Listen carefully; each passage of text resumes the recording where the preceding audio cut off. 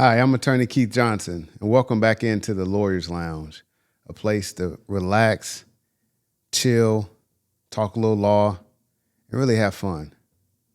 I want to first start by thanking everyone who's reached out to me in support of this new venture.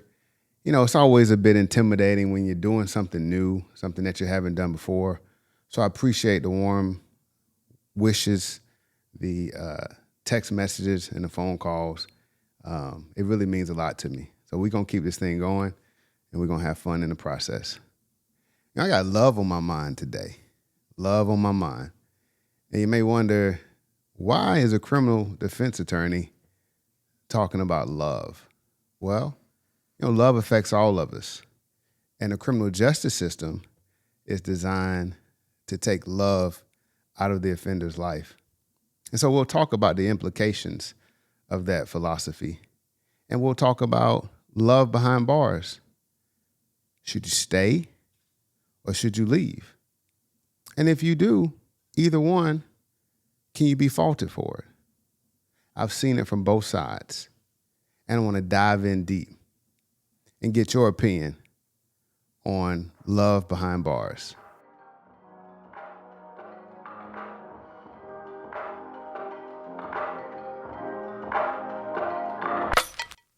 Ladies, you say you want a man that's consistent. You want a man that's going to call you when he says he's going to call you. Well, check this out. This brother calls every evening at 7:15 because that's his rec time. But he's calling collect from the local jail. How you feel about that? That's consistency. Hey, fellas, she said she was going to hold you down. She said she was going to be ride or die.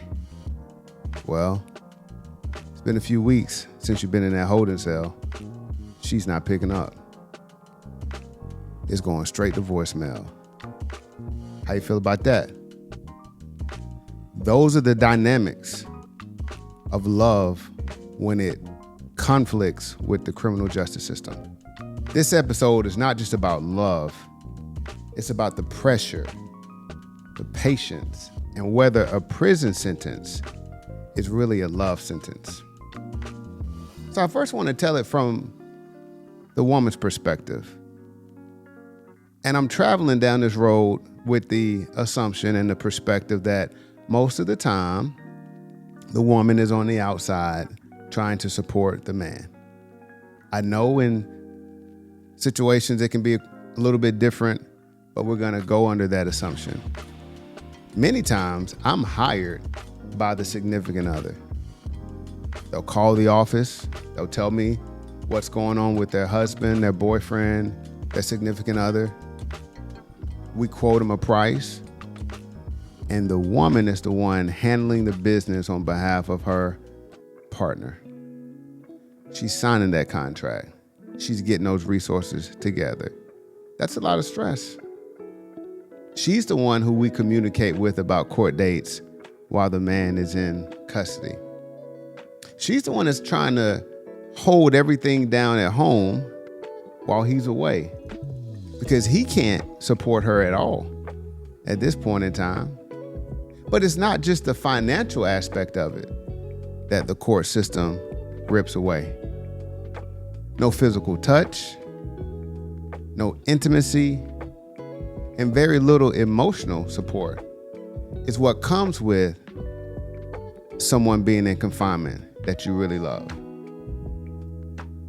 And the isolation and the shame, from what I've seen, is what takes the biggest toll on that partner on the outside. They start to question their worth, and it causes fractures in a relationship, as I'm sure we've all seen. So many times they're not just fighting for love, she's fighting her own loneliness. And I'm gonna keep it real. Fellas, don't get mad at me. But a lot of times these women are holding down the men who are on the inside and showing more loyalty to them on the inside than these men showed on the outside to these same women when they were free. That's just game. So the question is, should a woman feel any guilt for walking away from a relationship because that man is facing significant time in confinement. We've seen examples all the time of women sticking by their man. Nelson Mandela was incarcerated for 27 years, and his wife, Winnie, stood by him from 1963 to 1990. Wow. Ironically, within 5 years of his release, they were divorced. So what does that tell you? Is it easier to maintain that relationship because of the distance?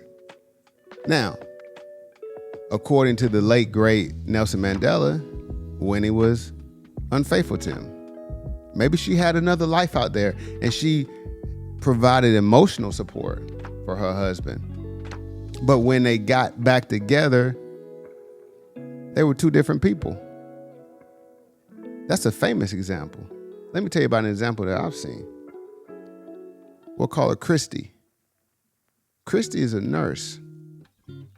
Christy's husband has been in and out of the criminal justice system. They're married. And back in 2017, he was arrested for drug trafficking. At the time, they had a small infant daughter. They were arrested because the husband was set up by a close family member. It's a dirty game out here. From the very beginning, Christy stuck by her husband. And I mean stuck by his side. Through the court hearings, through the attorney fees, through the confinement portion, and she held down her job as a high-level nurse and mother to a young daughter. She made sure her daughter knew her father while he was behind those walls. They would have FaceTime dates. She knew his name, and she called him daddy. And I know that meant the world to my client. Christy was the one that was making sure everything was handled so that her husband could come back to a home, trusting that the process would not diminish their love. I saw this firsthand. My staff saw this firsthand. It was amazing to see the amount of loyalty that a person can exhibit when the other partner can do nothing for them. Now, would she have been wrong if she left him? Would she have been wrong if she said, you made a decision to jeopardize our family, and I'm going to make a decision that's in the best interest of my daughter? Nah, she wouldn't have been wrong. But that's not the decision that she made. And so when he was released early last year, he came by to see me. And he told me how much the love and support that his wife showed him when he was on the floor, metaphorically speaking, when he couldn't provide anything for her, held him down. That's not the norm, but it's possible. The criminal justice system usually wins in a lot of different ways because it is set up to cut love off immediately. Because we as a society have decided that part of your punishment is to have no physical touch. Part of your punishment is to have isolation from those with whom you love. Part of your punishment is to only be left with memories of those loved ones. And some of my conservative friends may say, you know, Keith, that's how it should be. Because if you have committed a crime, you don't deserve to have the same level of comfort that those of us on the outside do. I mean, I respect it. I respect all views. But I'll tell you this.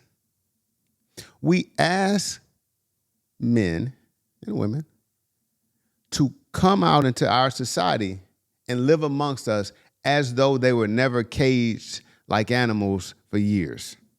We ask them to reintegrate themselves into society in a way that's seamless, that we don't even know that they were prisoners.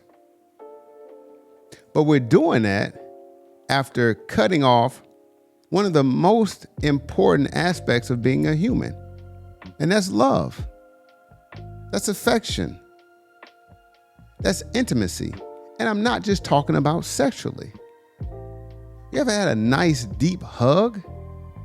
One that you just needed. And you take a breath, and that embrace gives you comfort. It gives you life. It reminds you that someone cares about you deeply. Well, you don't get that in prison. What you get in prison is having to look over your back, having to make sure you have a weapon because the other guy has a weapon, having to make sure that you don't appear to be soft because you'll be preyed upon. That's the state of our prisons as it stands right now.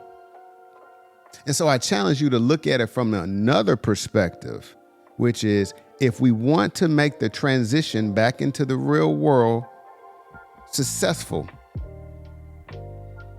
we can't treat humans inhumane while they're serving their sentence. I'm not saying that it should be a resort, but I'm saying think about it from this standpoint. If we incentivize good behavior, if we incentivize respect within the institution with visits with family, extended visits for family, which I'll get into later, maybe, just maybe, that will quell some of the violence. Maybe it'll give these men some hope that somebody out there really cares about them. I want you to think about that as we move forward. And let's talk about it from the male perspective now, because I really get to see this part. He's in a prison cell. Judge just gave him 15 years. He's not worried about this sentence.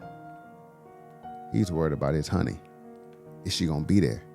How much time do I have? Hey, Keith, don't tell her how much time I have. Tell her when I'm my parole. I can't let you tell her that I got 15 years because she's gonna leave me. That's the conversation that I had with a client 2 months ago. His girlfriend had a nice job. He was convicted of drug trafficking. The judge gave him a 15-year sentence. He was caught red-handed. We were looking at 30 on a 15-year sentence. Maybe he'll do 6 with good behavior. And he's horrified, not of the gangs, not of the knives, not of the isolation, but that his woman is going to move on without him. That's real. I've seen the heartbreak, the getting ghosted when they don't pick up your calls. When everything was fine on the streets, everybody was happy. And a lot of times, she knew what he was involved in and turned a blind eye. I've had to sit in rooms where my clients tell me that they've heard that she's moved on. I've even seen my clients get served with divorce papers while in the jail cell. I'm gonna talk about a low moment. That's a low moment. But it happens every day in this country. And I'm not asking you to feel sorry for anybody, all right? But I'm asking you to look at it from another perspective. How do you handle heartbreak in the midst of your confinement sentence? As a defense attorney, I've been asked to deliver that kind of news because we'll call and provide updates to the contact person that was outlined when we were hired on the case. And as you know, things are fluid and it changes. So when we call about a court date or what to expect at this hearing, I'll have a caller say, hey, take me off as a contact. We're done. So I go and see my client and he's asking, man, she's not picking up the phone. You heard anything? Now I'm in a position where I have to explain to him what I was told. and look this brother in the face and tell him something that he don't want to hear, something that's embarrassing. And I don't care how hard you are. I don't care what you're in there for. I've seen the hardest of gang members and the most dangerous of clients broken down because of a lack of love. Something very simple, something that's innate within us. He's fighting for his freedom and he's losing his girl at the same time. I keep thinking about that kind of thing. Like he's in a courtroom and he's got two trials going on at the same time. One for his freedom and one for his heart. That's what we see. About a month ago, I received a call from an appellate attorney working on an appeal for a trial that I had. I didn't agree with the verdict at all, but my client was sentenced to some time in custody. And we were talking about the strategy for the appeal because it's coming up soon. And I was working with them because I want to see my client released, obviously. And as fate would have it, my client's significant other during the trial, who he was engaged to, reached out to me. I was out of the office. It was later in the day. But she said, hey, I'm in your building. I want to stop by and say, hey. It's been about 2 years. And I said, oh, I'm sorry. I hate I missed you. I'm out of the office for the day. And she proceeds to send me a message along with a picture of her pregnant stomach. In the message, she told me, hey, Keith, I've gotten married and I'm expecting. And before I knew it, I had fired off a text and I said, long live Mike, free him. He didn't do it. That's what I think about your picture. Maybe that wasn't the right reaction. But I know that man didn't do what he was accused of doing. I know how he felt about that woman. I know that. And I can only imagine his heart if and when he finds out not only that she moved on while his appeal is still pending, but that she's got married and that she's expecting a child. So that's the other side of the criminal justice system. I don't just argue in court.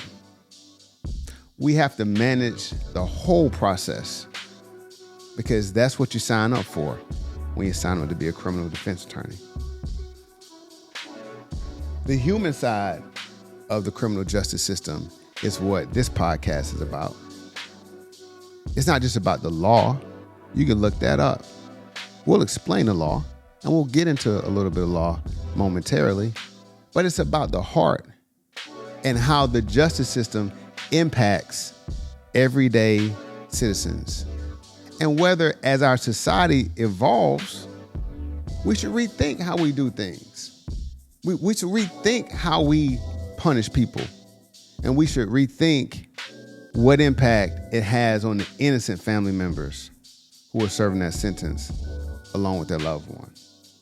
Now let's talk about the system's role in breaking love. In most states, there are no conjugal visits. A conjugal visit is a physical visit. It varies by state. It could be a few hours. It could be a day or so. But it's essentially a visit where an inmate is allowed to have physical contact with another consenting adult, all right? And it's not always sexual contact. It can involve children being there, being in a room, and basically having some family time, okay? Only 4 states out of our 50 states allow conjugal visits. New York, California, Connecticut, and the state of Washington are the only states that allow conjugal visits. Honestly, I believe some kind of reward system would be beneficial to keeping down the violence in our prison systems. The United States incarcerates more people than any country on planet Earth. Let me repeat that. The United States of America incarcerates more people than any country on planet Earth. That's a fact. We've made a decision that confinement is the answer. But only 4 states in our union allow conjugal visits. And it's been challenged. Attorneys throughout the country have challenged the fact that, is it a constitutional right to procreate or to have a child? Is it a constitutional right to be able to have marital relations with your spouse? Is it a constitutional right to be free from cruel and unusual punishment? And the Supreme Court has said not having a conjugal visit is not cruel and unusual punishment under the 8th Amendment, and that no, you don't have a right to them. No, you don't have a right to have a child. No, you do not have a right to physical intimacy. That is what the decision held. So it's in stone. There is no right to it nationally. But each state can determine whether conjugal visits or extended family visits, as they're called, are appropriate. Don't you believe that if you serve a 15-year sentence and you eventually transition out into the real world, that there'll be a learning curve, how to talk to the opposite sex? What's appropriate, what's not appropriate? You've been locked in, caged in with these men for a decade plus. Seems to be a very, very difficult transition. And why are we restricting love? Think about it. It's the most fundamental part of being a human being. From the time that a child is delivered into this world, what do they put the child? On the mother's chest, skin to skin. That's love in its most basic and purest form. We all have it in us, whether it comes out or not. That's our life story. But in the criminal justice system, it's been determined that love is a part of your sentence, or the lack of love is a part of your punishment. So I really want to talk about the decision-making that comes with committing a crime. And I want to challenge my fellas, especially my young men, that before you make a move that might cost you your freedom, think about what it's going to do to your heart. Think about if the person that you say you care about can deal with the consequences of your actions if it doesn't go well. Think about the years that you'll spend with a bunkmate in a small cell. Think about that the next time you decide as to whether you're going to do something that you know is illegal. Because I'm going to tell you this, it's cold in there. There are no second chances. There are no therapists who are going to talk you through it. When she decides to not pick up that call, she's not wrong. And this is to the ladies. Don't let anybody guilt you, okay? You don't have to stick by his side. Nobody is ever going to question you for moving on with your life because it's in your best interest or the best interest of your children. Because see, in these situations, there is no right or wrong answer. Whether you ride like Christy or whether you leave like Mike's fiance, everybody has a decision to make. And that's the dilemma. But that's what makes it a fascinating issue. Because when you don't have to deal with those kind of decisions and consequences, it doesn't cross your mind. It's not relevant to you. But in my world, I see it day in and day out. My clients are more concerned about the implications on their relationships than they are about the implications to them physically or mentally. And so we want to shine a light on all these little cracks in our justice system We want to humanize the individuals who've been charged with crimes. And I get it. If someone hurts your loved one, the last thing you're concerned about is whether they get physical touch. That's fair. And I respect that.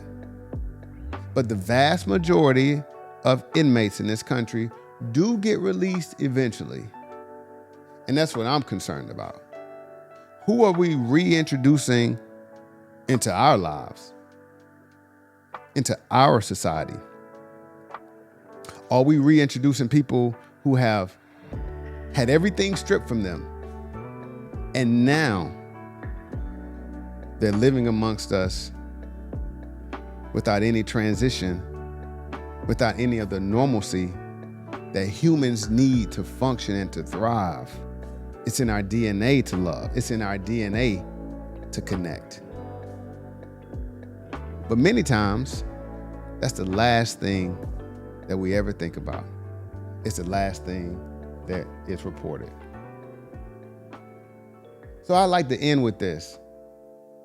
Whether you're on the inside or whether you're on the outside, remember this: real love is pressure tested.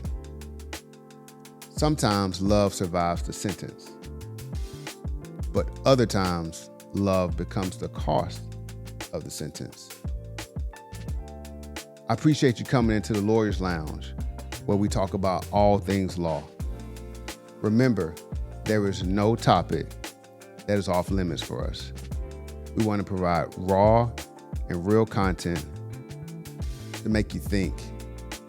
And maybe, just maybe, from this little corner of Augusta, Georgia, we can have a voice in a larger conversation, a larger focus on criminal justice reform and how to turn things around so that we are influencing those who have made mistakes to be better for themselves, not just us, but to be better for themselves and for the people who love and care about them. As always, the past is behind you. It can't provide you with anything worthwhile. The future belongs to God. It's in the good Lord's hands. Our job is to focus on the gift of the present, to do everything you can today to be the best person that you can be for yourself and for the people whose lives you touch. Until next time, salute.